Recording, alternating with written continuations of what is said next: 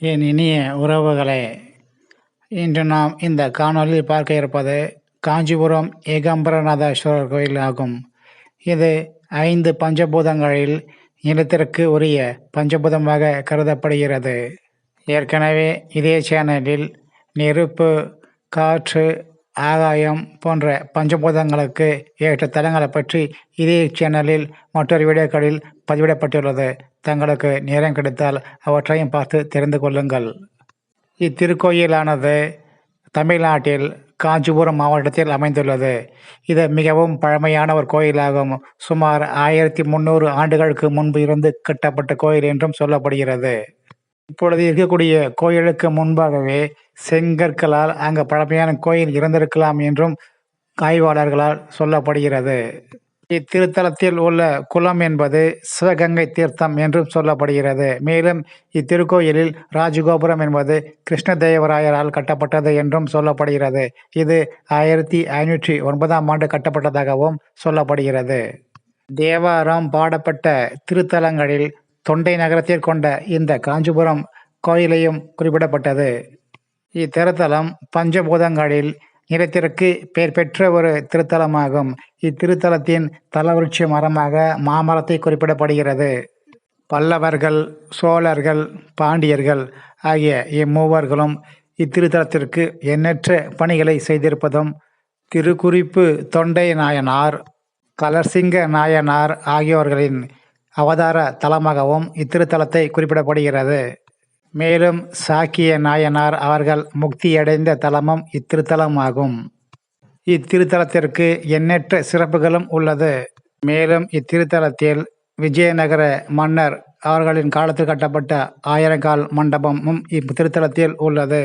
இந்த ஆயிரங்கால் மண்டபம் கட்டுவதற்கு முன்பு சோழர்களால் இத்திருத்தலத்தில் 100 கால் மண்டபமாக இருந்ததாக சொல்லப்படுகிறது. அதன் பிறகு அவற்றை திருத்தி ஆயிரங்கால் மண்டபத்தை அமைத்ததாகவும் சொல்லப்படுகிறது. மேலும் இத்திருத்தலத்தில் புத்தர் அவர்களின் மகா நிர்வாண சிலைகளும் காணப்படுகின்றன. இத்திருத்தலத்தில் முன் மண்டபத்தில் ஒரு சிலை உள்ளது. அது ஆதித்த கரிகாலரின் சிலை என்றும் அவருடைய உருவம் என்றும் சொல்லப்படுகிறது. ஆதித்த கரிகாலர் சோழனின் உருவத்தில் தாடி இருப்பது சிறப்பு. திருத்தலத்தில் சன்னதி, அதாவது மூலஸ்தானம் சொல்லக்கூடிய கருவறை இருப்பதோ கிழக்கு நோக்கி, ஆனால் ராஜகோபுரம் இருப்பதோ தெற்கை நோக்கி ஆகும். இத்திருத்தலத்தில் மூலவராக அமைந்திருப்பது சுவாமி ஏகாம்பரநாதேஸ்வரர் ஆகும். இவர் ஏகாம்பரநாத சுவாமி என்றும் அழைக்கப்படுகிறது.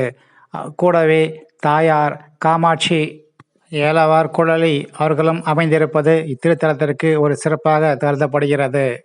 இத்திருத்தலத்தின் வரலாறு காணும் பொழுது அம்மையார் காமாட்சி ஏலவார் குழலி அவர்கள் இத்திருவுலகம் உய்யவும் ஆகம வழியின்படி ஈசனை பூசிக்கவும் கைலாயத்திலிருந்து காஞ்சிபுரத்தில் அம்மா அவர்கள் எழுந்திருந்ததாக சொல்லப்படுகிறது.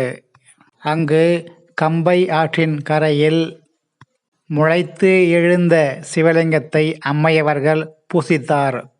அப்பொழுது அந்த கம்பை மாநதி என்பது மிகவும் பொங்கி எழுந்ததாகவும் ஆற்றில் தண்ணி பெருகெடுத்து வந்ததாகவும் சொல்லப்படுகிறது. அப்பொழுது அம்மையவர்கள் ஈசனுடைய லிங்கத்தை கட்டி தழுவி மிகவும் பயந்து உற்று நின்றதாகவும் சொல்லப்படுகிறது. அதன் காரணமாக அந்த லிங்கம் என்பது சற்று வளைந்து குழைந்தும் காணப்பட்டதாக சொல்லப்படுகிறது. இதனாலேயே அந்த சிவலிங்கத்திற்கு தழுவ குழைந்த நாதர் என்றும் பெயரும் பெற்றதாகவும் சொல்லப்படுகிறது. மேலும் இத்திருக்கோயிலில் மும்மூர்த்திகள் வழிபட்ட கம்பர், அதாவது வெள்ளக்கம்பர், நல்ல கம்பர், கள்ளக்கம்பர் ஆக இவற்றைக்கு திருவே கம்பம் என்றும் பெயரும் பெற்றது. ஆக இத்திருத்தலம் என்பது முக்தி பெறும் 7 திருத்தலங்களில் இத்திருத்தலம் முதன்மை பெற்ற ஒரு திருத்தலமாகவும் சொல்லப்படுகிறது. தன்னுடைய 2 கண்களின் பார்வைகளையும் இழந்த திரு சுந்தரமூர்த்தி நாயனார் அவர்களுக்கு இடைக்கண் பார்வையை இத்திருக்கோயிலில் சிவபெருமான் அளித்ததாகவும் சொல்லப்படுகிறது. நீங்கள் பார்த்து கொண்டிருக்கும் காட்சிதான் அம்மை அவர்கள் ஆற்றங்கரை ஓரத்தில் லிங்கத்தை கட்டித் தழுவியது. இந்த நேரத்தில்தான் அந்த லிங்கம் வளைந்து குழைந்து காணப்பட்டது என்றும் இதனாலேயே அந்த லிங்கத்திற்கு குழைந்த நாதர் என்றும் பெயரும் பெற்றதாகவும் சொல்லப்படுகிறது. மேலும் இந்த திருத்தலத்தில் சமயக்குறவர்கள் 4வரில் முதல் மூவர்களால் பாடப்பட்ட திருத்தலமும் இதுவே ஆகும். காஞ்சி புராணத்தில் முழுமையான தகவல்கள் அனைத்தும் இத்திருக்கோயிலை பற்றி இடம்பெற்றுள்ளன.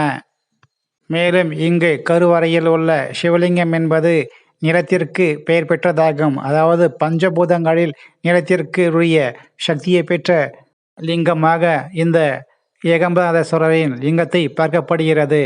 மனிதர்களாய் பிறந்த நாம் அனைவருக்கும் நிலம் என்பது மிகவும் அவசியம். அதாவது நிலத்தில் விளையும் உணவுகளை கொண்டு தான் நாம் ஆளுகிறோம்.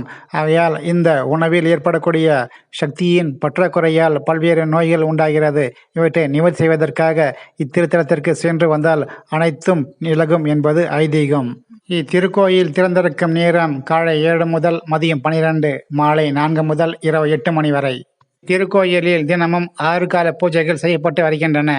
இத்திருக்கோயிலுக்கு வரும் பக்தர்களுக்காக தமிழக அரசு தினமும் 100 பேருக்கு மதியம் 12 முதல் 1 மணி வரை சிறப்பாக அன்னதான திட்டத்தை ஏற்பாடு செய்துள்ளது என்பது சிறப்பான செய்தியாக பார்க்கப்படுகிறது. பை மோட் இது ஆன்லைனில் பொருட்களை பர்ச்சேஸ் செய்யும் ஒரு ஆப் ஆகும்.